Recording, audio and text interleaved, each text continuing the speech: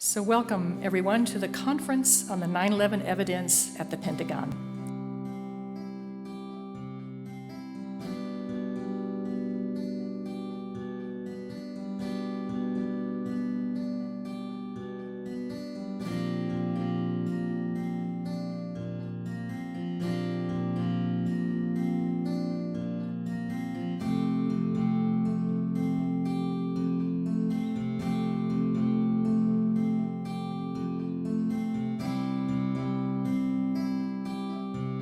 I'm very pleased to introduce you to Ken Jenkins, our first speaker.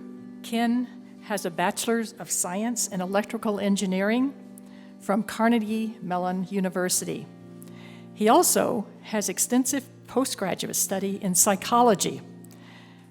He works in video production, including 9/11 videos, many of them, including David Ray Griffin, Stephen Jones, and Richard Gage, AIA. Ken is the co-founder of the Northern California 9/11 Truth Alliance, and he often produces their annual 9/11 Film Festival. He is co-founder of 911tv.org. Ken started researching 9/11 a week after the event. He has spoken at 7 9/11 conferences and is currently producing the film, The Pentagon Plane Puzzle. So Ken today will explain the history of the Pentagon plane controversy. How did our 9/11 truth movement become so divided on what caused the damage to the Pentagon? What is the origin of this dispute, and why has it lasted so long? By better understanding the how and the why of this issue, we can understand ourselves better and become better truth seekers. Please help me welcome Ken Jenkins.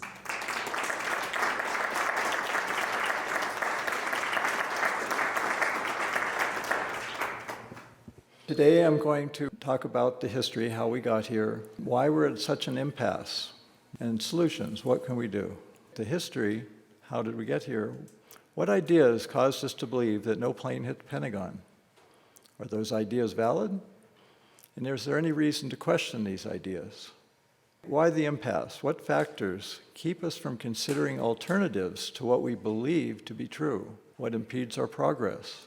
And with solutions, what steps can help resolve this impasse? And how can we become better truth seekers? First, my story. For an entire year or so in 2002, I believed that no plane hit the Pentagon, but that instead a missile hit, perhaps a global hawk. Thereafter, I became agnostic because I realized, after arguing with a fellow truth seeker, that I was arguing to be right, not to find the truth. I was convinced I already knew the truth. Over the following years, I continued to research the subject and found myself drifting more towards a large plane strike. It was only about a decade ago that I became more convinced it was indeed a plane, a large airliner that struck the Pentagon. Most of my fellow speakers at this event had a similar change arc of opinion on this subject, but over different timelines. As truth seekers, we must be willing to be wrong in the pursuit of what's right, and we must follow the evidence wherever it leads. And we need to learn to work together more cooperatively. So I found a quote from a recent Project Censored book that I think sets a nice theme for the day. If you don't know of Project Censored, they have been around for decades, and they've been a supporter of 9/11 truth for nearly 2 decades. No group of journalists, analysts, or scholars is beyond reproach. Indeed, it would be folly to think that some of us are never swayed by emotion and that our beliefs and our politics do not inform our thinking and writing. We too are susceptible to viewing the world through our own lenses, accepted theories, and value systems. It is possible to strive for accuracy in our pursuit of knowledge and truth. That is, to be open to new evidence and new facts, including, if not especially, those that conflict with our current assumptions and preferred ways of understanding the world. Thus, rather than dismissing new evidence out of hand because it does not fit our current existing theories, the challenge we face is to adjust the latter to account for the former, as we seek to expand our knowledge of the world. I adapted this slide from John Wyndham's presentation, you'll see later today. We estimate there are roughly 7 different theories about the Pentagon. There's actually variations, so there's probably more than that. One of the interesting things is that these 7 theories are mutually exclusive, other than number 7, which overlaps with 2 through 6. So only one of them can be right. So whatever we believe happened, it may or may not be the only one out of the various theories that's correct. So it behooves us to be a little more open-minded. And by the way, the first theory that came out after 9/11 was a truck bomb. Most people in our movement don't even know that because it's so long ago and it's a long forgotten theory. But for a while, people were arguing for that. So it shows there's already been a lot of motion with these various theories, and it's kind of evolved from no plane to no plane impact, because people realized with all the eyewitnesses, there must have been a plane of some sort. So we already have been evolving, and we're hoping to keep evolving until we finally converge on something that we can all agree on. And so which of these theories best fit the evidence? The best theory is one that examines all the evidence, explains all the physical observations, accords with most eyewitness accounts, is consistent with all of the other recorded data, including the Pentagon video cameras, the flight data recorder, and the radar data, is consistent with all additional Pentagon evidence, and can meet all reasonable objections. Those of us that are working on this issue and trying to look at it from a scientific viewpoint are insistent on examining and considering and revealing all the available evidence. And it's the one thing that sets us apart from all other existing theories. One of our associates recently passed away, Frank Legg, and he and I wrote a paper together before his passing. I think it was his last.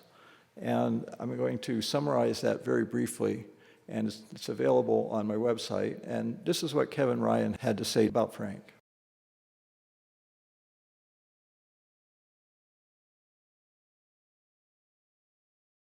This is what the article looks like at my website. You can read it there, and I'm adapting it for today's presentation.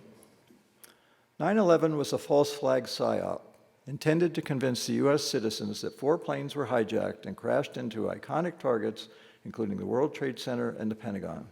The perpetrators, those that designed and implemented 9/11, had a choice. They could use planes, or they could fake it. They could fake planes. The obvious and easy choice is to use planes. So what possible reason would they have to choose to fake even one of the 4 planes? It would have been very difficult to create a convincing illusion of a plane crash because all of the following evidence would have to be faked. The damage trail, very long and complex, and in the last 2 seconds, over a dozen objects were hit before the plane hit the side of the Pentagon. They all have to be explained with any theory. A treetop was clipped, 5 light poles were knocked down and damaged. A fence was badly damaged in 2 separate places by the right engine, and inside that fencing, a massive generator trailer was hit hard by the right engine and underside of the right wing, and that bashing in rotated that heavy generator trailer about 45 degrees. There was an entrance hole. Inside the Pentagon, there were many bent columns, and as well as severed columns, and they were all severed and bent in the same direction, which would be essentially impossible to fake with explosives, but a plane would do exactly that. There was a lot of plane evidence found at the Pentagon, literally tons of it, and that somehow all of those scraps and pieces would have had to be placed to be discovered afterwards. There were 180 eyewitnesses. The bulk of them do support the large plane theory. The FDR was recovered and in working order, and we have the data, and it can be plotted into finding out interesting things like what happened in the last 36 seconds. DNA evidence, the body parts were found within the Pentagon and out in the AE drive and identified and matched to the passengers. Our article concludes, the perpetrators would have had to fake all this damage in a convincing manner while risking the high likelihood that some witnesses would notice and perhaps even document some of this elaborate faking of evidence. What was there to gain from creating an elaborate deception rather than simply crashing a plane? Nothing. Surely a real airliner crash would create the same effect on the public mind as a successful illusion.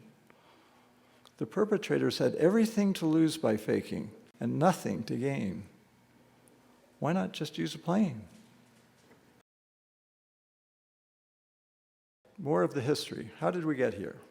During most of the last 37 minutes, the lower parts of the building before it fell, were obscured by smoke, fires, and fire hose spray. Those fire hose blasts often blocked sight of most or all of the first floor, where most of the damage was done. Witnesses that arrived at the Pentagon right after the plane crash found a scene that seemed odd to them because the plane virtually disappeared into the building. Mostly small, unrecognizable pieces and scraps of the plane parts were found outside on the lawn. Most plane crashes happen at much lower speeds than on 9/11. So most plane crashes leave large pieces of plane wreckage. Not so on 9/11, due to the unusually high speed of the plane crashes. The speed increases the energy, and the energy produces the damage. So we have a profoundly different evidence of a plane because they were profoundly different plane crashes. The same thing happened in New York City, where two 767s plowed into the World Trade Center at similar high speeds. Those two planes also disappeared. The difference in the witness responses may be due in part to the fact that the plane at the Pentagon mostly hit the first floor, in contrast to the planes in New York City, which hit the Twin Towers very high up, far from the witnesses on the ground. When those Pentagon witnesses spoke to the news services of their odd observations, some people jumped to the radical conclusion that there was no plane that hit the Pentagon. These stories went out over the API news wires, casting doubt on what hit the Pentagon. So again, this is within the first hours of the event that this idea came into being because of the unusualness of the plane crash. And thus, the no plane meme was born. So it was born literally on the day, and as we'll learn later in my presentation, the first thing you learn about something tends to stick in your mind, and it becomes hard to change your mind after that first initial thing. It's called anchoring, amongst other things. We'll talk about that in a bit. Now, the second meme that was born early on was that the hole was too small. It wouldn't accommodate a large plane. This is how that happened. These photographs were released early on. And here we see the fire hose obscuring visibility of the entire first floor from this point of view. Here we see another photograph, same thing. You cannot see anything on the first floor. Now here's another picture where we can sort of see, but there's a little less fire hose, but still you can't see too much. But we do, for the first time in this picture, see the small hole in the second floor. And this is the picture that created the meme that the hole was too small, because it got a lot of publicity. So we see here the small hole in the second floor. This picture was used in the first book that was published on 9/11, titled The Big Lie, and authored by Thierry Masson of France. Many copies were sold in France, and a bit later, English translation versions were sold in the US. And you can see on the left where the photograph on the right was used in the book. And it's the only picture that was used. And it was used to justify that the hole was too small. But it only shows the hole in the second floor. And it doesn't show the 96-foot hole in the first floor. Now, this one photograph, which was not released early, does show half the hole in the first floor. The left half of the hole is obscured again by smoke, but not fire hose. So if this picture had come out first instead of the other one, we may never have gotten the meme that the hole was too small. And we know now that it was 96 foot wide on the first floor. So this is the book as it came out in France, and the author. And again, up in upper right, the picture where the first floor is obscured. This is two of the English versions. Now, it was actually this book, which was also released in early 2002, and the video that followed or came out with it that convinced me for a while that the plane didn't hit because the hole was too small and stuff. This book and video were very influential in the early days of the movement. And the reason is the first two parts were about the World Trade Center, a whole section on the Twin Towers, and then the first we heard about Building 7, or many of us heard about Building 7, was from this video and book. So it's very influential. But it also included information about the Pentagon. It was based on Thierry Masson's book with the hole too small meme and the no plane meme. So this is, for me and for many people, where it all started, because prior to that, I didn't know anything about the Pentagon other than the official story. So if you want to know more of the history, there's a great amount of detail in Wayne Costa's 29-minute chapter 2 titled The Endless Plane Debates, How Did We Get Here? And besides Thierry Masson's book, it talks about the videos in plain sight, loose change, early versions, Zero, with the more recent September 11th in New Pearl Harbor, a witness reporter, Jamie McIntyre, and how his testimony got distorted, plus websites, info cards, and more. In other words, once the meme was planted in our emerging movement, it spread and it became sort of the de facto truth, even though it was based on these initial mistakes, which were not corrected for reasons we'll learn a little later. We've been at an impasse now for nearly 2 decades.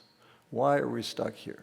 About a decade ago, I wrote an article for the magazine of the 9/11 Truth Movement that existed at the time, Global Outlook. It was a fantastic magazine. My article was titled, "The Truth is Not Enough, How to Overcome Emotional Barriers to 9/11 Truth." And I outlined resistances that I found that made it difficult for us as a movement to talk to people outside of the movement about 9/11 and what we've discovered it to be, which is a false flag. Other people have spoken similarly, including Fran Scher, and in her multiple articles, far more exhaustive than mine, one of the things she talks about is groupthink, and that's one of the things I'm going to talk about today. And basically what I'm going to be talking about to help explain the impasse are what are called cognitive biases, which we all have. But the first thing you need to know about biases is that we tend to have a bias against biases, meaning we don't like to be told or have to admit that we have biases because biases sound like saying we're prejudiced. And that's not the kind of bias we're talking and discussing today. Instead, we're talking about normal brain functions that we all have, and they're often useful. That's why we have them. Many cognitive biases evolved to help early humans survive in a dangerous world full of predators, where we had to be able to make very quick decisions to survive. But quickly made assumptions are often incorrect. After all, we didn't take time for careful consideration. It's more like a knee-jerk reaction than a thoughtful, considered response. The problem is that such quick assumptions can rather quickly evolve into beliefs, and beliefs are hard to change. And beliefs come with biases. And then we can end up with situations like this.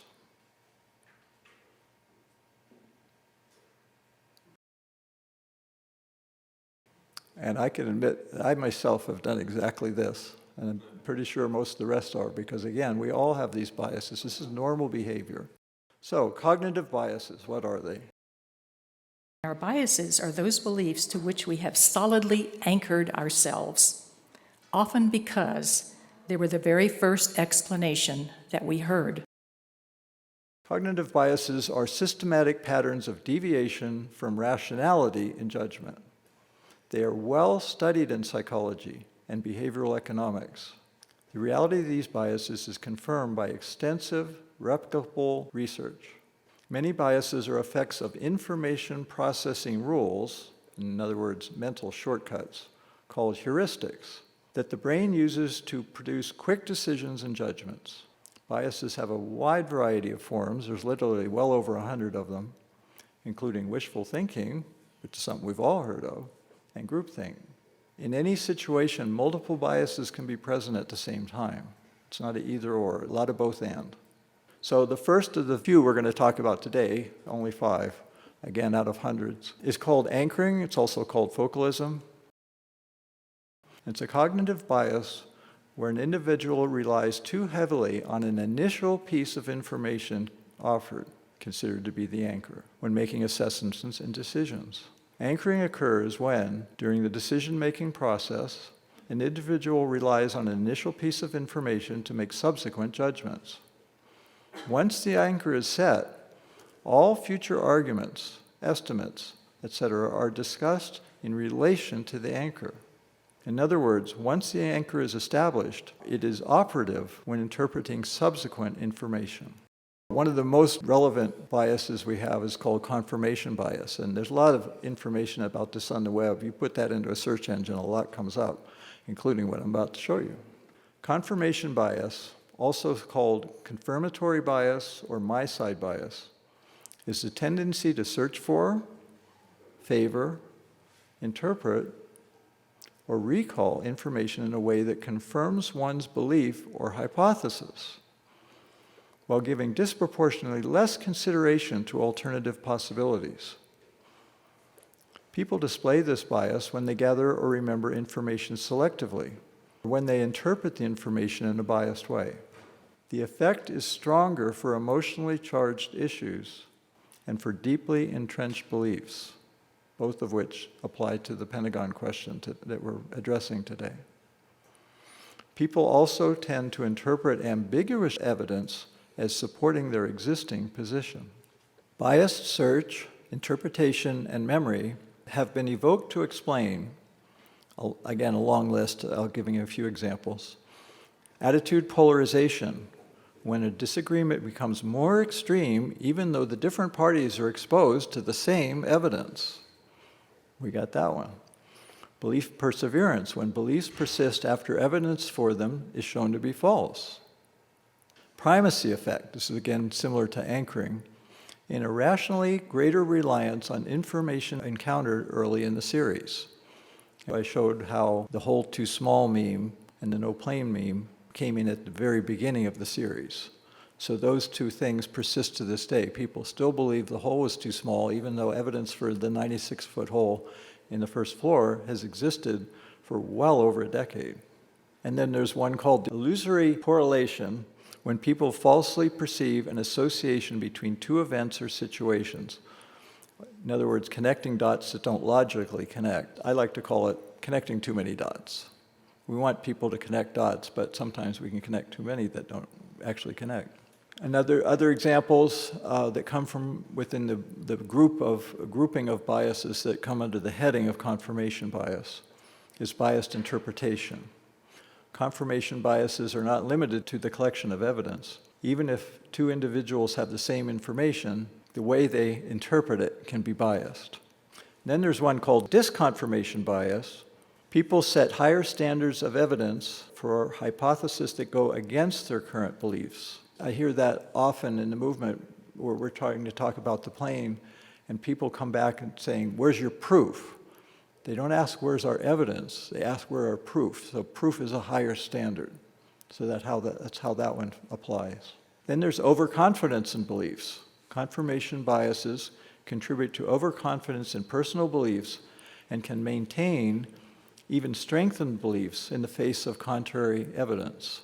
Wishful thinking. Now this is an interesting one because, again, it's a commonly known thing. This is not new to anyone. And it seems to apply to our movement in ways that are quite significant. Wishful thinking is a cognitive bias that involves what is pleasing and desirable to imagine and have.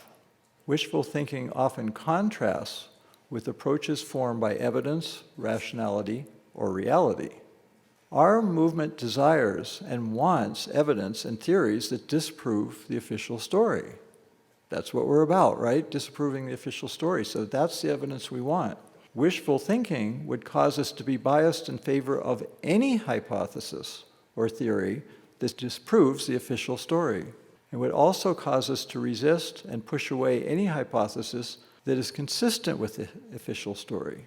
This is another good example where those of us have been working on the Pentagon plane question encounter unusual amounts of resistance and even hostility because our research supports a piece, an element of the official story. And we're often criticized for that when what we're supposed to be doing is looking for the truth.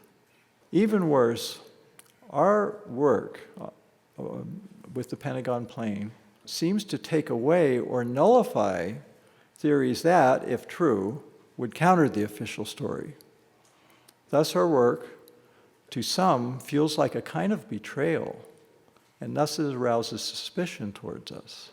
That is hardly a level playing field for truth-seeking. The problem is that our natural biases tilt the playing field. Another one that applies to many things within our movement is this idea of groupthink. And this is one of the ones that Fran Scher has written extensively about. I recommend her work highly. Groupthink is a psychological phenomenon that occurs within a group of people in which the desire for harmony and conformity within the group results in irrational or dysfunctional decision-making outcome. Group members try to minimize conflict and reach consensus decision without critical evaluation of alternative viewpoints by actively suppressing dissenting viewpoints, especially when there's isolation from outside forces. And that's where this really applies to us, because as a movement, we have felt alienated, separated, and isolated from everyone outside of our movement that doesn't believe what we believe. We've kind of huddled together and we share information together. Our books and our presentations, this all comes from within the movement. And there's only a few of us that really look at our critics and try to address what they're saying. And this is all part of groupthink. 9/11 Truth Movement is a group, and so this is something we have to consider very seriously. The dysfunctional group dynamics of the in-group produces an illusion of invulnerability, an inflated certainty that the right decision has been made. Again, this is all from research. Thus, the in-group significantly overrates its own ability in decision-making and significantly underrates the abilities of its opponent, the out-group. We're now talking about groups within the group. So we have these at least 7 different groups that have 7 different beliefs about the Pentagon. And so we have different in-groups representing each point of view, and everyone outside of those, any of the other 6 theories, is the out-group. Furthermore, groupthink can produce dehumanizing actions against the out-group. And I mentioned the hostility that we have faced. This conformity of viewpoints within a group does not mainly involve deliberate group decision-making. It might be better explained by the collective confirmation bias of the individual members of the group. In other words, we all come in with our own confirmation bias, and collectively we come to an agreement, which is a form of groupthink. And it may or may not be true. And that's the point. Just because we come to it within our group doesn't necessarily mean it's true. It might be, might not be. And out of that, quite naturally, comes something else that you've probably heard of, called the bandwagon effect. It's a phenomenon whereby the rate of uptake of beliefs, ideas, trends increases the more that they have already been adopted by others. As more people come to believe in something, others also jump on the bandwagon, regardless of the underlying evidence. The tendency to follow actions or beliefs of others can occur because individuals derive information from others within the group, particularly within insular groups. And that's the best adjective I know to describe what we are as a movement. We're insular. We're kind of somewhat insulated from the outside world because we experience so much rejection from people outside our group. To sum up briefly, we've discussed anchoring, confirmation bias, wishful thinking, groupthink, and the bandwagon effect. Just 5 of hundreds that exist, and any number of them can happen simultaneously. Solutions. The main thing we can do is to learn about and be aware of our biases. When we are conscious of our quite normal cognitive biases that we all have, we can compensate for them and work around them. We can learn to disagree in a more constructive way. Third, we can beware of one-word explanations for complex situations. And we can use the principles of the scientific method. And I'm not talking about using science, I'm talking about using the scientific method. So let's talk about these 3. Learning to disagree in a more constructive way.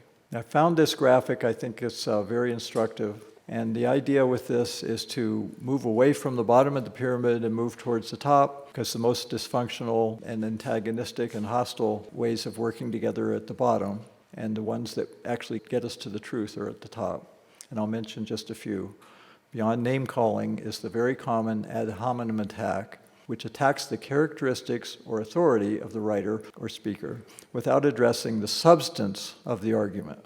And then moving up to the middle, we have contradiction, where instead of discussing the evidence, there's just another point of view presented. Where we want to go towards the top, which is refutation, which finds a mistake and explains why it's mistaken using quotes. And at the best, at the top, is refuting the central point, where we explicitly refute the central point with evidence. So the biggest problem we've had in the movement are ad hominem attacks, which is Latin for to the person.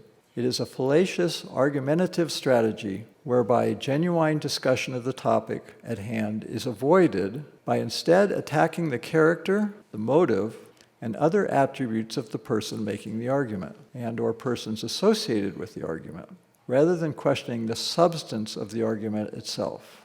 It's a form of attacking the messenger instead of refuting evidence. An example of attacking the motive is that we have been criticized because we're supporting the official story. Well, if some of the official story is true, and most of us believe planes hit the Twin Towers, then looking into the question of if it was also a plane at the Pentagon is that's the evidence that we're trying to talk about. And questioning our motive, because it happens to be part of the official story, is an ad hominem attack. We are presenting evidence, and that supports truth-seeking. Beware of one-word explanations for complex situations and damage. From what you've seen and know already and what you'll be seeing more of today, the kind of damage that occurred at the Pentagon and what happened is very complex. And the one-word explanations we get for some of the evidence we present is that it was faked, or planted, or staged. How did those light poles get knocked down? Oh, they were planted. One word. Or it was all done with explosives or bombs. Well, creating all this very complex evidence with explosives would be extremely difficult, and in some cases literally impossible. So one-word explanations cannot explain it all. And then there's the ubiquitous Photoshop for all the photographs that, well, they're not trustworthy sort of Photoshop. Well, yes, Photoshopping can occur, but we have to look at beyond that one-word explanation and ask, well, was it Photoshopped, and not assume. And finally, principles of the scientific method is an empirical method of acquiring knowledge. It involves careful observation, applying rigorous skepticism about what is observed, given that cognitive assumptions can distort how one interprets the observation. It involves formulating hypotheses via induction based on such observations, experimental and measurement-based testing of the deductions drawn from the hypothesis, and refinement or elimination of the hypothesis based on what was learned from the experimental findings. These are the principles of the scientific method. Summing up, solutions, what can we do? We can learn to be aware of our biases. When we're conscious of our quite normal biases, we can compensate for them and work around them. Learn to disagree in more constructive ways, where we talk about evidence rather than attacking things like motives. Be aware of one-word explanations for complex situations, and use the principles of the scientific method. Thank you very much.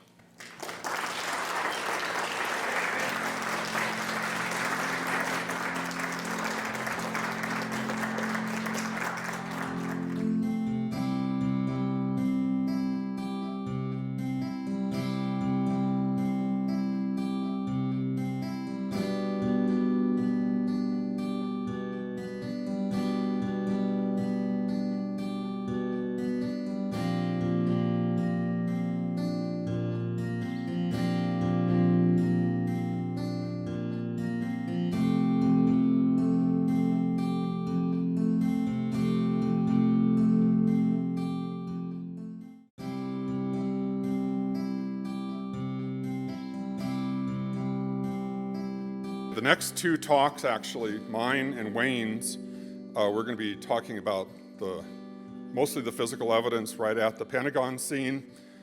We divided it up. I'm taking the approach to the Pentagon, and Wayne will take it into the collision and the debris and so forth.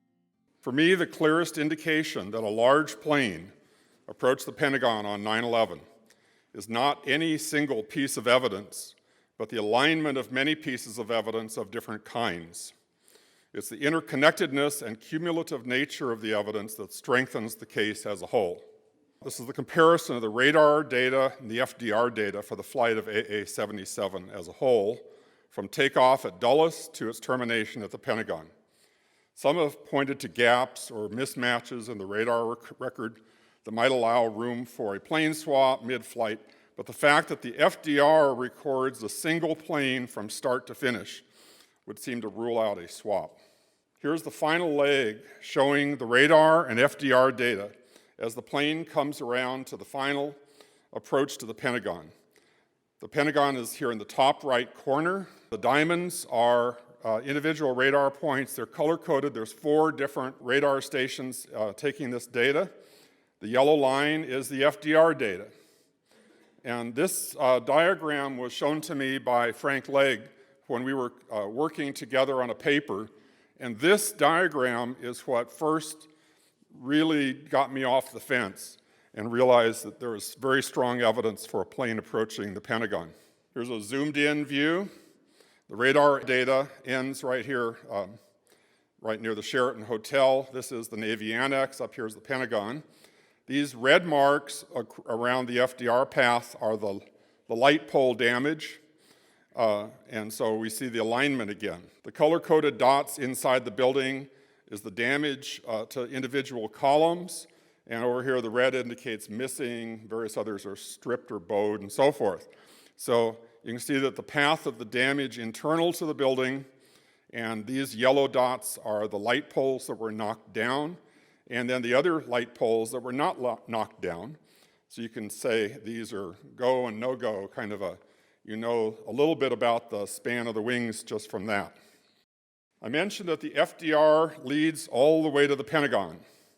This needs a little more explanation. If the government had fabricated a propaganda version of the FDR data to sell us on an official story of a plane that didn't really exist, that's what they would have shown.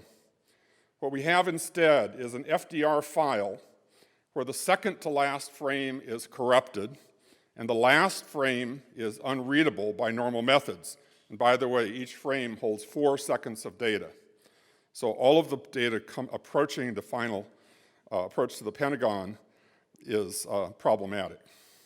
It took the Herculean efforts of someone like Warren Stutt, who you'll hear from later today, to figure out that there was more unread data at the end of the raw binary file.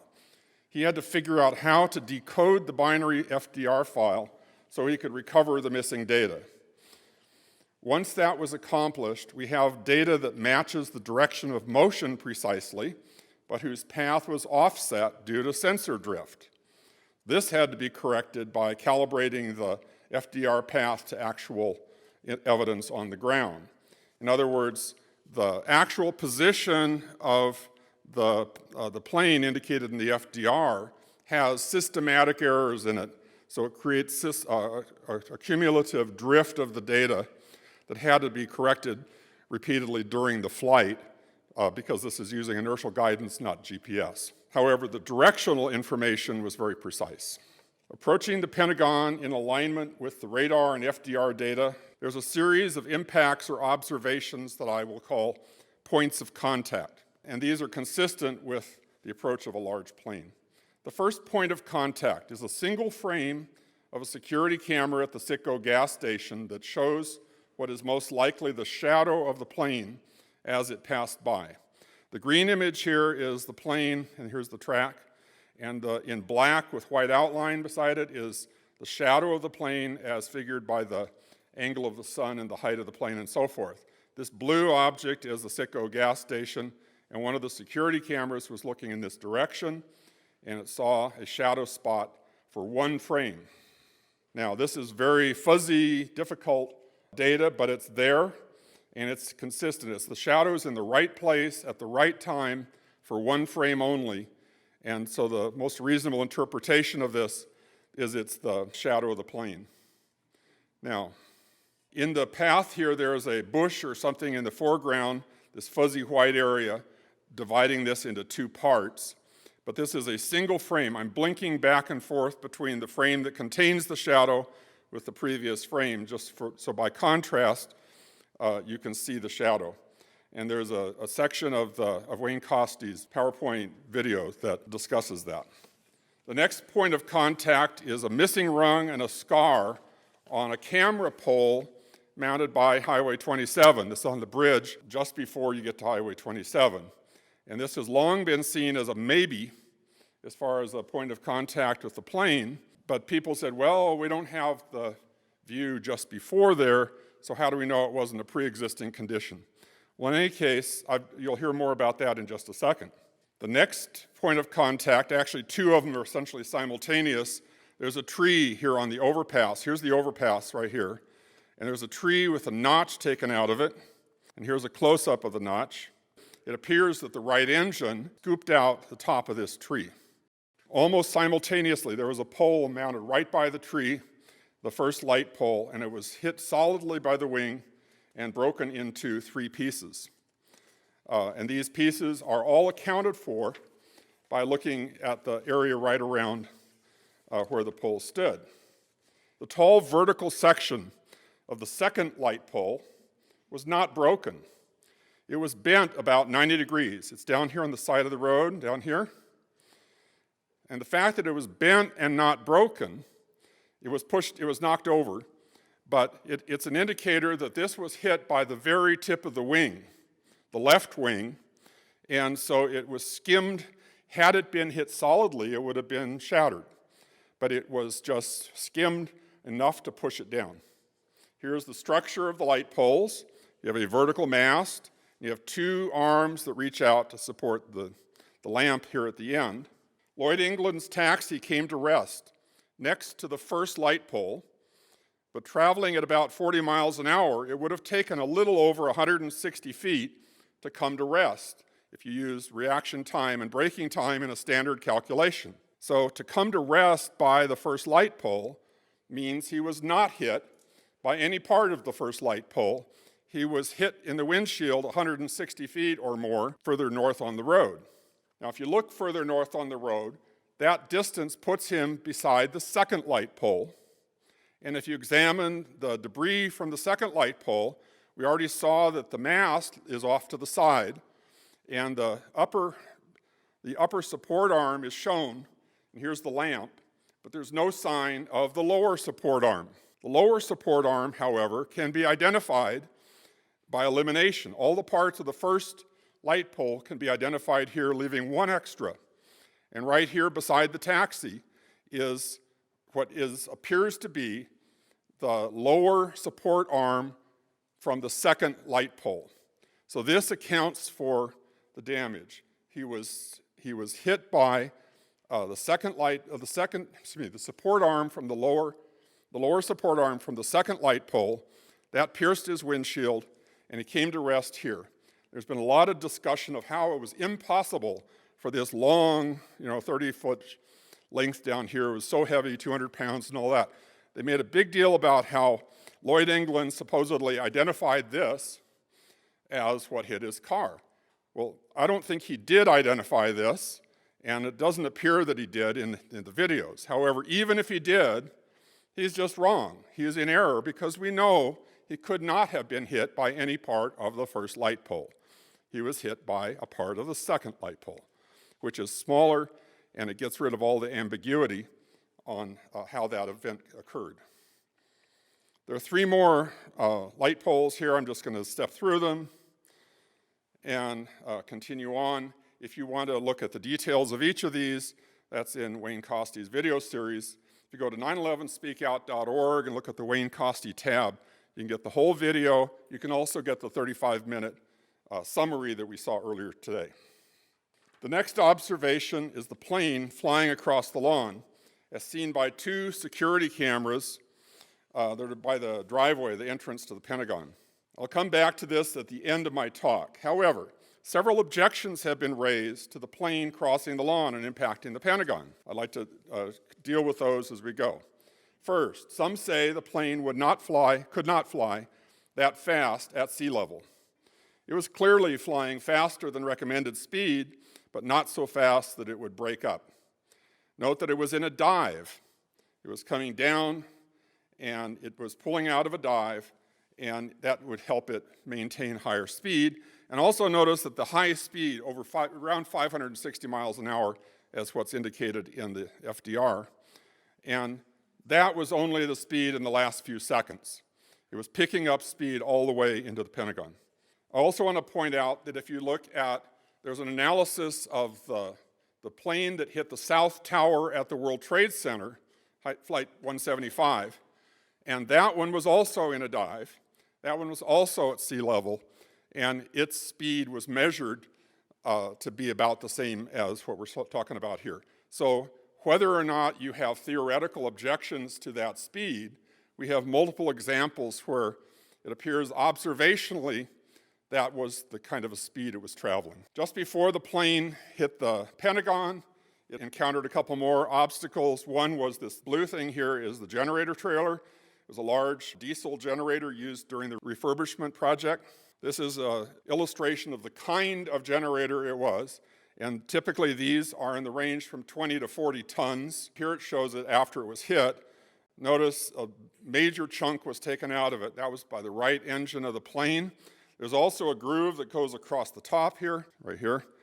And it turns out the measurement from the engine impact to this groove matches, there's what's called a canoe that's right under the wing. That was carved out at the same time. When it hit the generator trailer, it tended to give a little bit of rotation to the plane. It also tended to tip, it tended to make the plane roll a bit. The left wing went down, and it turns out that the engine then impacted this little structure here. So that's a retaining wall, and here's a picture of it. Here's that concrete retaining wall, and here's the chunk. So it's right at ground level. So yeah, the engine did touch the ground essentially at that one point. Here's the dimensions of a 757, and notice the dimensions from the engine to engine is a little over 42 feet, 42 and a half feet. This matches the distance between the generator scar and the retaining wall scar. So this has been known for a long time. If you come back to this diagram from earlier, when I measured I basically calibrated the flight path to where it took into account touching the camera pole and this light pole, automatically, well, look what happens. This orange or yellow line here, this is the generator right here. It goes right across it at the right end of that generator trailer, and the other yellow line goes right across this spot right here, which is where that retaining wall is. So by calibrating the path, taking the FDR path for the direction and positioning it so that this one point touches the camera pole, I forgot to mention, that also puts the right engine passing directly through the tree where you saw the notch taken out.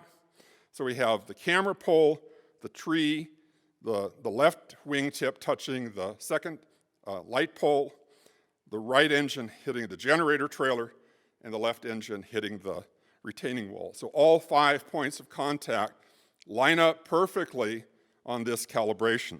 So here it shows those final points. I'm going to leave these. Wayne is going to talk about these, the generator trailer, the retaining wall, and this tree, because the tree in particular figures heavily into what happened immediately following as the damage was done to the Pentagon.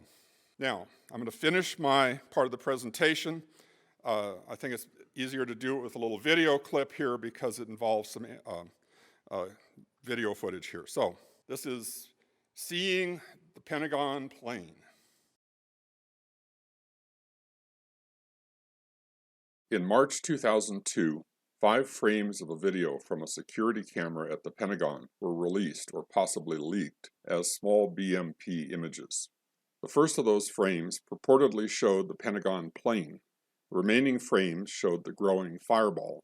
Whatever was crossing the Pentagon lawn was in the distant background of a wide-angle shot and mostly hidden by a foreground obstruction, a post that, as it turned out, housed a second identical security camera.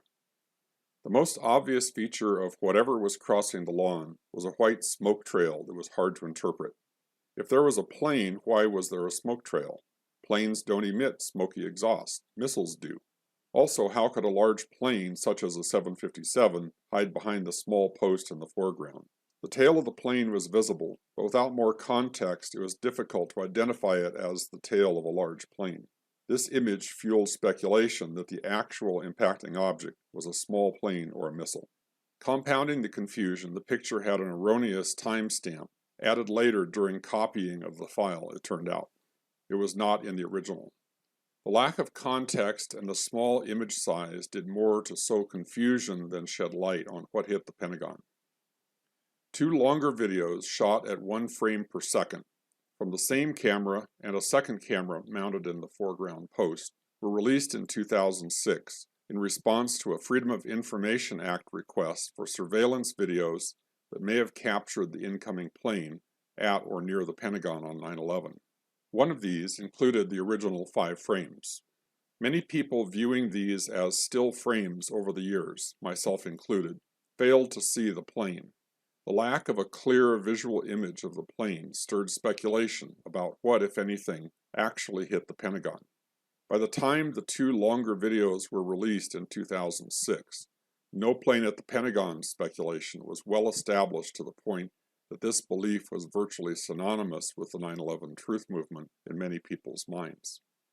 There is a technique used in astronomy for seeing details in cluttered photographs. Imagine a star field photographed with a telescope, then photographed again the next day or several days later. How could you tell if one of those tiny dots was actually a distant undiscovered planet? Unlike the stars that remain fixed, a distant planet would move. The problem is how to recognize the motion of a tiny dot in a cluttered field. Or what if you were looking for stars that vary in brightness? This is something astronomers study. But how do you go about finding the variable stars? Here are simulations of two photographs of the same star field taken a few days apart. The problem is to find if anything has moved or changed in brightness. One technique astronomers developed long ago is to use a device called a blink comparator. It allows you to alternate the view back and forth between two photographs. Let's try it. Do you see the planet moving? Do you see the variable star? You probably were able to see them immediately. Your eyes are attuned to noticing changes, so what changes stands out. This technique, by the way, was how Pluto was discovered by Clyde Tombaugh back in 1930. The image of the Pentagon plane is similar to the astronomical problem in the sense that we are looking for something against a cluttered background, and we don't know exactly what to look for. Ken Jenkins showed me that the blink technique is useful for seeing the Pentagon plane, so I implemented a JavaScript routine to blink full-resolution images on my website. But the same thing can be accomplished as a rapid-fire slideshow recorded as a standard video. Take a little time and examine the blinked images. Here's a zoomed-in view. What we see is fuzzy because we're enlarging a tiny pixelated image. I think you can see there is something that actually looks like the fuselage of a plane to the left of the smoke cloud. You can see the tail sticking up to the skyline. Now let's do the same for the frames from the other camera. Here the most obvious feature is the tail sticking up to the sky. You can also barely distinguish the nose of the plane to the left of the obstruction.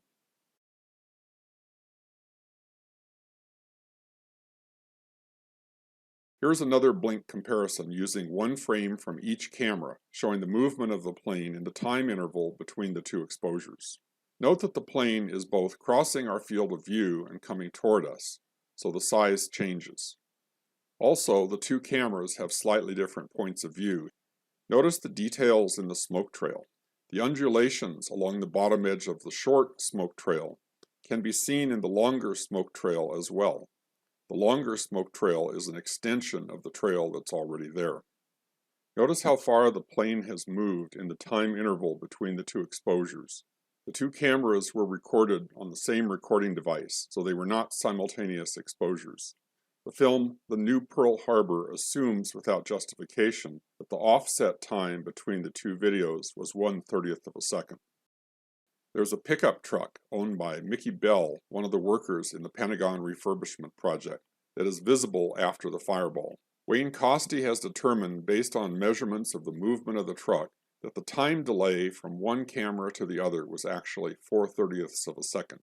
He did this by comparing how far the truck moved between two frames of the same camera, which is a 1-second interval, with the distance it moved in the offset time between the two cameras. Notice that the plane moves a little less than its own length in that time. Based on the length of a 757-200, Wayne estimates that the distance moved was about 106 feet, so the speed works out to be 542 miles per hour, which is in the ballpark with other measurements of the speed of the plane, but this measurement is independent of any other speed measurements. One issue that may bother you a little is how stubby the plane looks in these images. A 757 is long and slender. The plane is coming toward us at an angle, but it still doesn't look quite right. The plane is distorted because, as we can see looking at the wider picture, the whole view is distorted by the wide-angle camera lens. Note how the roofline of the Pentagon is curved outward. This is called barrel distortion. A number of image processing programs, like Photoshop, have the ability to correct for this distortion.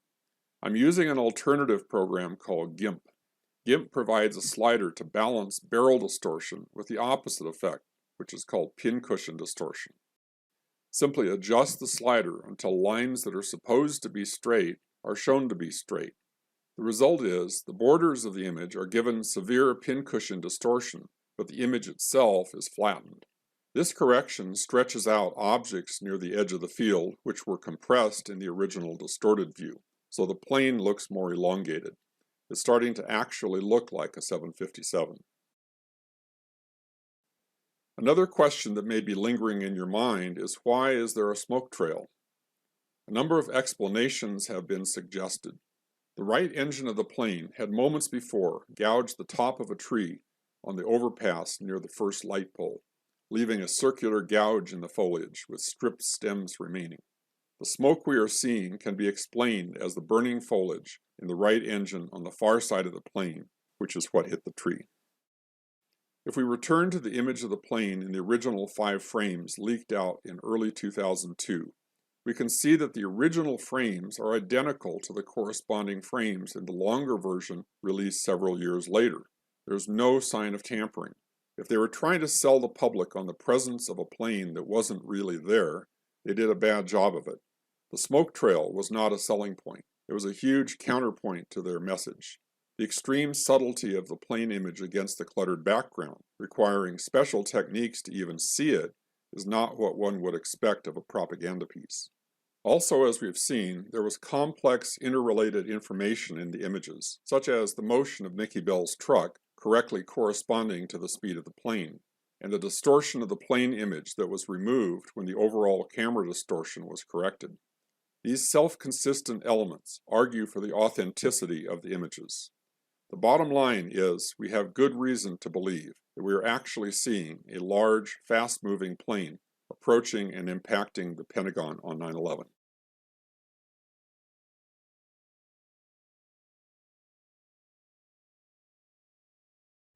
My talk this afternoon is going to be on the various hypotheses that have been proposed to explain the damage at the Pentagon. I'm going to show how these different hypotheses stack up against the evidence. The conclusion I will reach is that the hypotheses that are alternative to large plane impact have problems, basically, in my view, insurmountable problems. This is a brief summary of my educational professional background. Basically, I'm trained as a physicist and worked in that area for quite a number of years. I came back to physics when I discovered the anomalies in 9/11.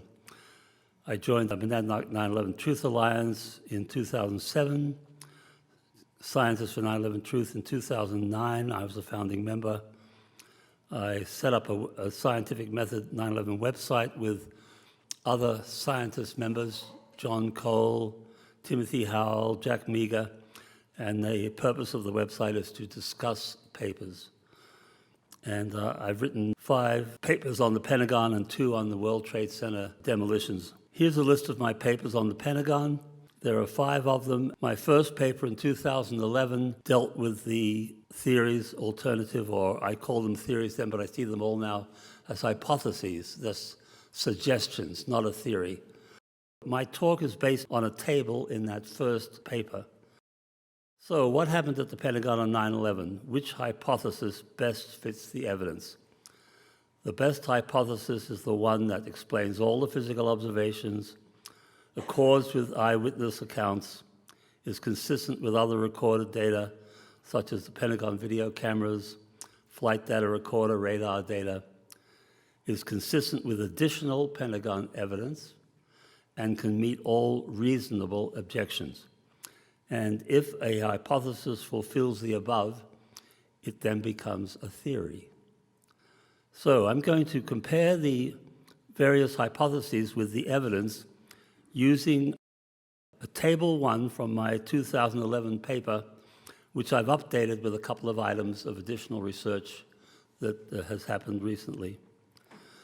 This is the summary table updated. The additions here are an item by Ken Jenkins about the clipped tree and the severed tree by Wayne Costy. So in my original paper, I had 6 items of evidence in the left column there under observation. So I had 8, now I have 10. And along the top there, under hypothesis, I have 6 hypotheses. So let's look at those in detail. The 6 different hypotheses I'm going to present or talk about. Number 1, large plane impact. Notable people who have supported large plane impact are Jim Hoffman, Victoria Ashley, Frank Legg, and many others. Second hypothesis, flyover and impossible maneuver. This is the theory or the hypothesis of Rob Balsamo of Pilots for 9/11 Truth. And they basically say the plane flew over the Pentagon. The third hypothesis is one propounded by Craig Renke and Aldo Marquis of the Citizen Investigation Team. They also say the plane flew over the Pentagon, but it flew on a different path. It flew north of the Sitco station. The fourth hypothesis, small plane impact. Number of people favor that, one of which is Massimo Mazzucco, who is notable for a very lengthy video on 9/11. 5, we have missile impact. I think Thierry Meyssan, who was the first to say there was something wrong with the Pentagon, he proposed missile impact in his second book. In his first book, he said it was a truck bomb. And lastly, we have bombs, explosives have been proposed by a number of people, including Barbara Honegger. I'm going to go on now and compare hypotheses with the evidence, 10 different items of evidence. The first is eyewitness evidence. Items of evidence from 2 to 10 are all hard physical evidence. When I say hard physical evidence, I regard these items of evidence as indisputable. They are backed up by photographs from multiple people, sometimes from multiple angles, and plus witness testimony. Here's summary table number 1, updated. It's just the first half of the table. At the top there, you have the hypotheses, and on the left, you have the first 5 pieces of evidence under observations. If you look at the boxes there, if a hypothesis can explain the eyewitness testimony, we say yes. If it can't explain the evidence, we say no.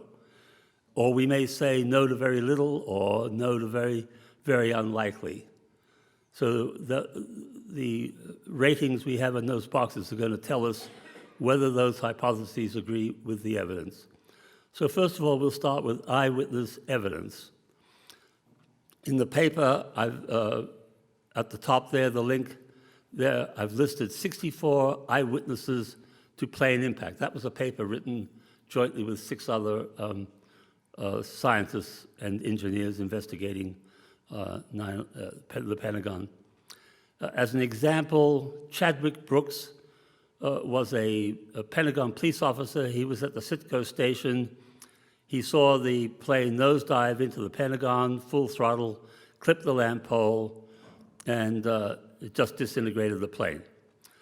A few years later, he, under additional questioning, he gave a different testimony. And if you want to follow the explanation of that testimony, as well as that of William Lagasse, there's a link there where you can see a 13-page exposition of their testimony. Darrell Donnelly saw the plane fly into the Pentagon. It just completely disappeared. And he was there. He had a camera. He saw the plane go in. He took some very well-known pictures now, including one of a secondary explosion some minutes after the plane hit. So, eyewitness testimony, here are a few more statements. Steve Anderson, he saw the jet slammed into the west wall. Deb Anlauf is an interesting witness. She was in the Sheraton Hotel, and that's about 1.5 miles from the Pentagon. And as she looked out her window, she saw this huge airliner fly right by, and she watched it as it flew all the way and crashed into the wall of the Pentagon. Susan Bergen saw the jetliner skim the treetops and slam into the Pentagon. If you want to follow up on the eyewitnesses, there's an awful lot of resources for that. They're listed here.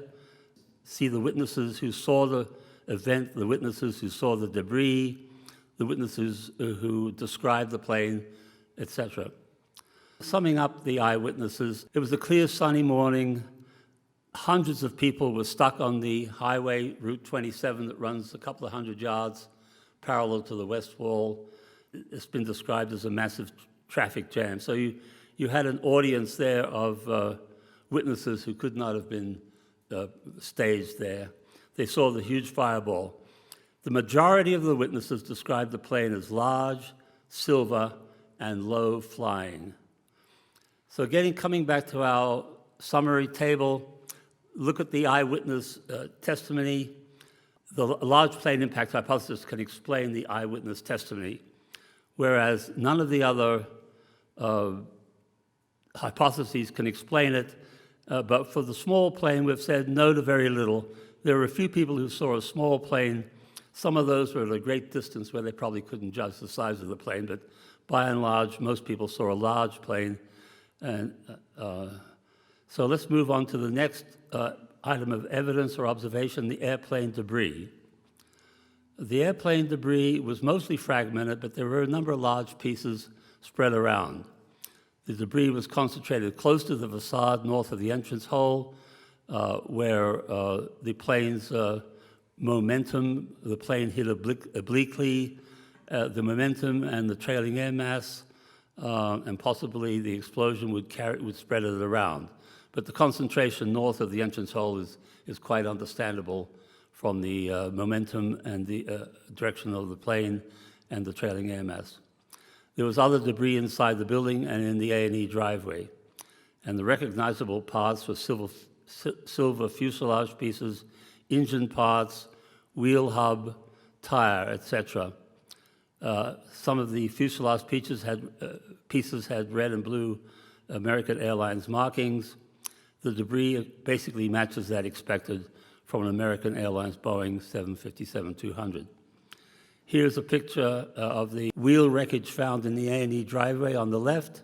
It's an exact match for a Boeing 757-200 main landing gear, which, as Wayne Costy pointed out, was stowed in the fuselage, so there's nothing odd about the fact that that piece came out through the C-ring hole. And here's a picture of the C-ring hole on the right. There's the debris spread out at an angle of 52 degrees with the wall, same angle roughly as the plane entered at the E-ring wall. And in the oval there, you see a tire and the wheel hub that has been identified. That wheel hub is peculiar to a 757. I don't believe there are other planes that have that particular wheel hub. Here's a landing strut found inside the Pentagon near the C-ring hole. This gentleman's carrying some silver fuselage pieces, and so is this individual here, and you can see the red American Airlines markings on those pieces of fuselage. So getting back to our summary table, look at the airplane debris. The large plane impact theory hypothesis can explain the airplane debris. Neither of the flyover hypotheses can explain that. Small plane impact can't really explain it because the parts match that of a large plane like a Boeing 757. Missile impact cannot explain the airplane debris, and neither can bombs or explosives. Moving on to the overall damage path, here's a graphic showing the 5 rings of the Pentagon. The E ring is the outer wall where you see a plane about to impact, and the innermost ring is the A ring, and the C ring is somewhere in the middle there. Underneath the left wing of the plane is the low concrete wall, and underneath the right wing is the generator trailer. We'll talk more about that. This diagram is from Russell Pickering. It shows the plane and the position of objects just as the plane is about to hit the west wall. You can see the right engine of the plane is about to impact the fence around the generator trailer, and the generator trailer is shown in its position after it's been rotated by the blow. The left engine is about to impact the low concrete wall, and the distance between the generator blow and the low concrete wall is about 43 feet, which is a good match, almost exact match for the separation of the two engines of the Boeing 757-200, which is 42.5 feet. The overall damage path is shown here. Starting at the lower left, you have the clipped tree, downed light poles in yellow. The generator trailer is close to the wall, the low concrete wall.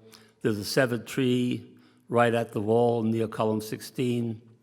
And the red dots are the damaged, severely damaged columns. And the path ends in the A&E driveway at the tip of that arrow there where the C-ring hole is located. So coming back to our summary table, we look at the overall damage path. Large plane impact can explain that. No other theory can explain that. All of those objects and all of those impacts. Anyway, so we have no for every other hypothesis, but yes for a large plane impact. Moving along to the clipped tree. This is the clipped tree, and as has been stated before, the right wing of the plane going at 560 miles an hour could easily clip that tree like a dull tractor mower going at 100 miles an hour. That's from John Cole. So coming back to our table, the clipped tree can be explained by the large plane impact. Flyover theories can't explain that. But the clipped tree could have been clipped by a small plane. So I have yes in that box there. And a missile, if it had been right on target of that tree, could have clipped that tree. There's no way I can imagine that bombs would clip that tree, or why anybody would think of putting bombs there. Moving along now to the downed light poles. Here is a list of 15 witnesses who saw the light poles being struck by a large plane. And one of them, Tom Hovis, also says that it picked off trees and light poles, so we can presume that he saw the plane clip that tree. Looking at the down light poles again, the normal pole is in blue, the yellow is a clipped pole, and the separation of the poles gives us a wingspan of the plane in the range 100 to 130 feet. That's conformity with the 125-foot wingspan of a Boeing 757-200. Here is again Lloyd England's taxi cab. The pole piece that went through the windshield is at the lower left in the oval. The large curved pole at the right is pole number 1, and that was lying there when his taxi arrived there. So coming back to our summary table, down light poles. The large plane impact can explain the down light poles, but none of the other theories can explain the down light poles. So we say no for all of them. So I'm now moving on to the second half of the updated summary table, the concrete wall and generator trailer damage. And here are 4 people who saw the plane hit the generator trailer, and one of them, Frank Probst, saw the left engine hit the low concrete wall. Here's the fence around the generator trailer and the gouged generator trailer in its pivoted position. There was also a gouge on top of the generator trailer, which was caused by the first flap canoe. The canoes are those objects on the wings that house the mechanism that operate the flaps. And the distance between the shattered front and the rear gouge matches the distance between the right engine of a 757 and the first flap canoe on a Boeing 757. Here is the low concrete wall gouge on the lower left, where the left engine basically touched within inches of the ground. Here again is another picture of it. So coming back to our summary table, concrete wall and generator trailer damage, the large plane impact hypothesis, yes, can explain that. None of the other theories could explain that those two incidents. It's very difficult to think how bombs would rotate a 40-ton or 20 to 30, 40-ton trailer and make a gouge like that, especially when you have the first flap canoe gouge on top. All the evidence points to a plane impact. Moving along to the severed tree, the tree was in front of the, almost in front of column 16. This is from Wayne Costy's chapter 5. There is the stump in that yellow oval. This is taken after the facade collapsed. What does the severed tree tell us? It tells us that the tree was impacted by a wing spar. You had a short stump, and then you had trunk and branches displaced 100 foot to the north and to the lawn. Plane impact is the only reasonable explanation for the severed tree. Coming back to our summary table, building for severed tree, large plane impact hypothesis could explain the severed tree. The other flyover theories can't. The small plane impact could have severed the tree. A missile impact is unlikely if it had been a bullseye hit, but then the missile would not have distributed the branches the way they were. So really a missile wouldn't do it either. And we say, well, possibly a bomb or explosive could have done that. Moving along to the next item of evidence, building facade damage. This diagram is from Jim Hoffman's website, and it shows the 90-foot, 6 to 100-foot hole in the first floor. There were only a couple of feet of the fuselage was above the first floor slab, so that 18-foot hole was not the hole where the plane went in at all. Basically, the plane went in the first floor and a little bit at the very bottom of the second floor. Building facade damage, there again, the 18-foot diameter hole, a 96-foot gash. Because of the angle of impact, there was 140 feet wide of impacted facade. A Boeing fuselage is about 13 feet in diameter. If you want to know more about the building facade damage, you could look at Jim Hoffman's website and Wayne Costy's video, chapter 8.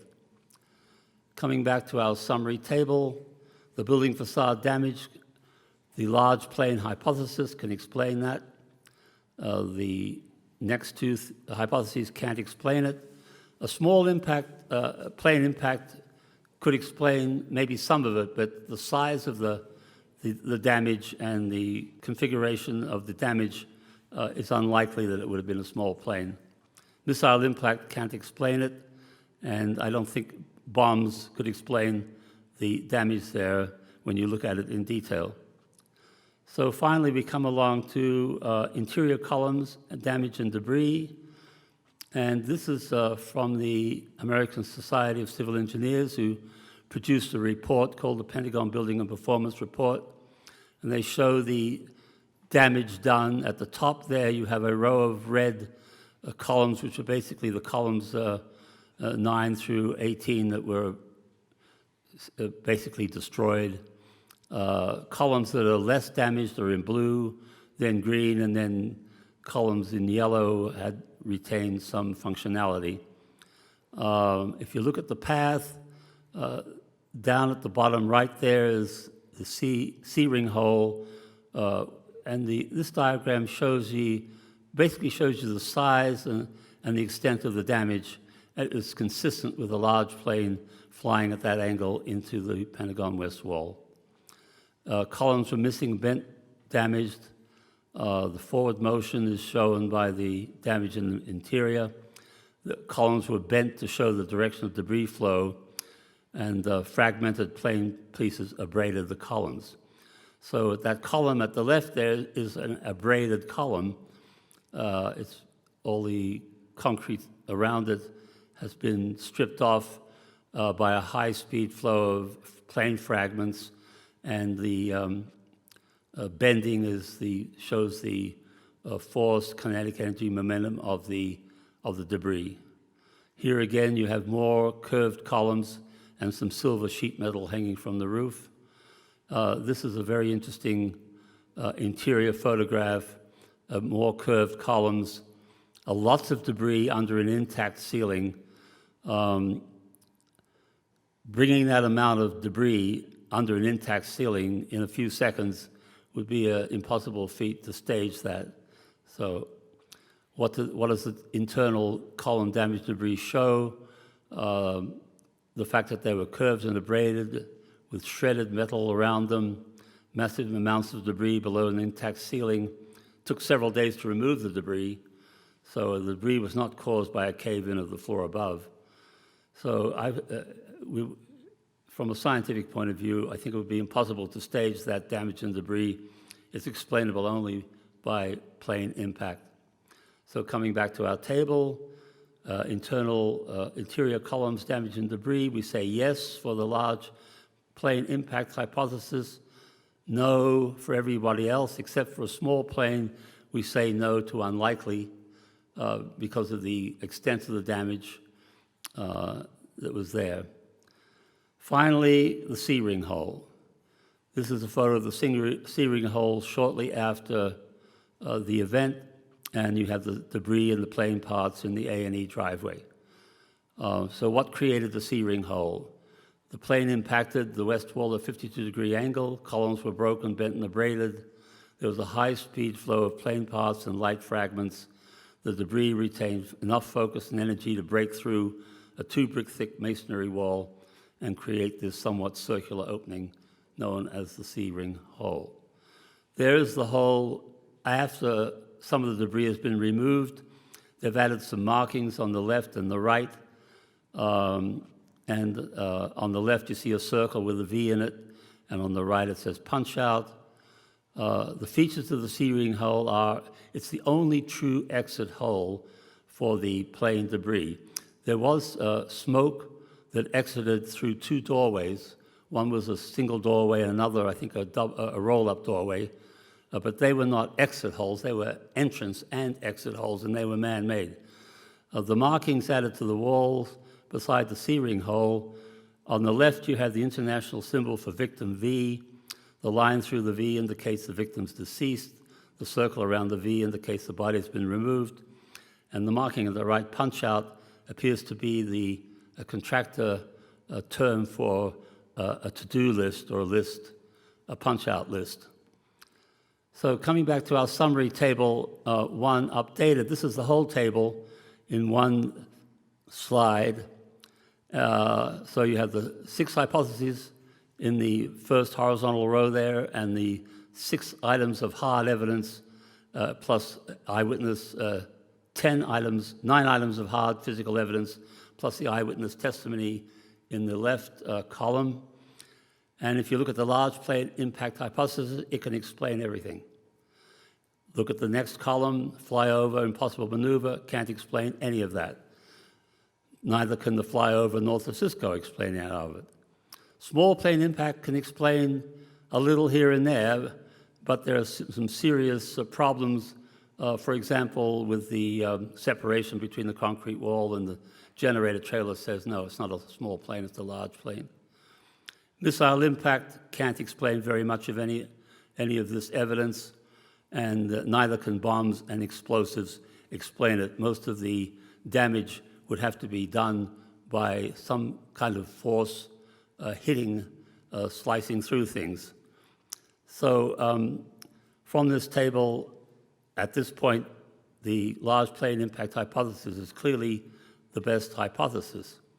Let's look at other recorded data. We have the Pentagon video cameras.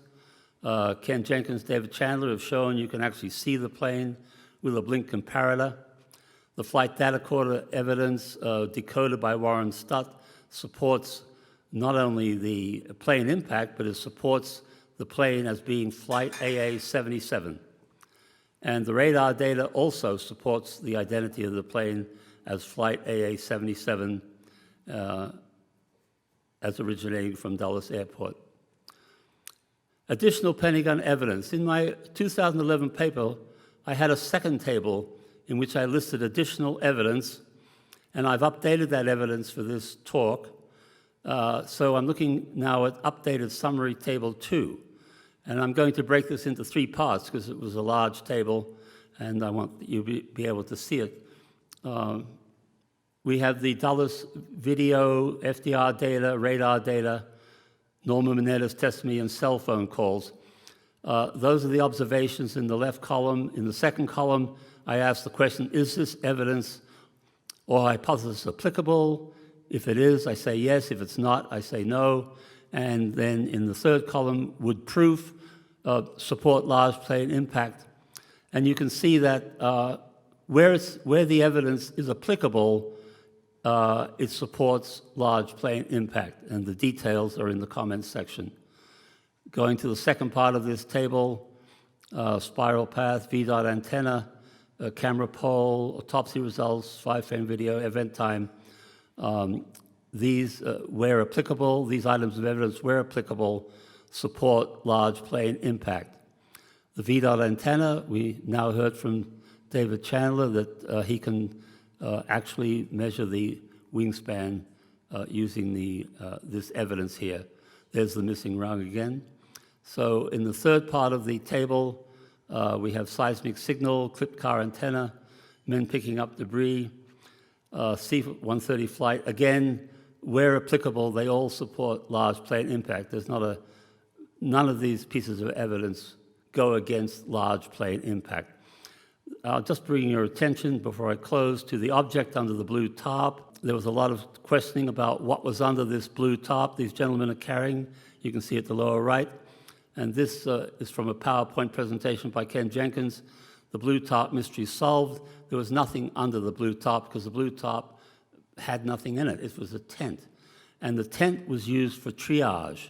There were, and plus other purposes, but there are a lot of these tents with white tops to keep things cool there.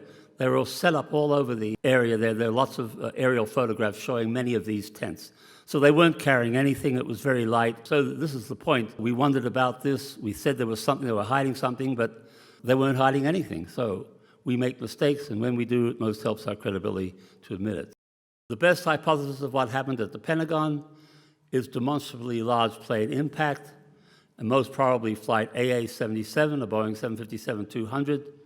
It explains all the physical observations. It accords with eyewitness accounts. It's consistent with other recorded data. It's consistent with additional Pentagon evidence, and it can meet all reasonable objections. So the large plane impact hypothesis becomes a theory. At present, the only theory that's passed the test of the evidence. Thank you very much.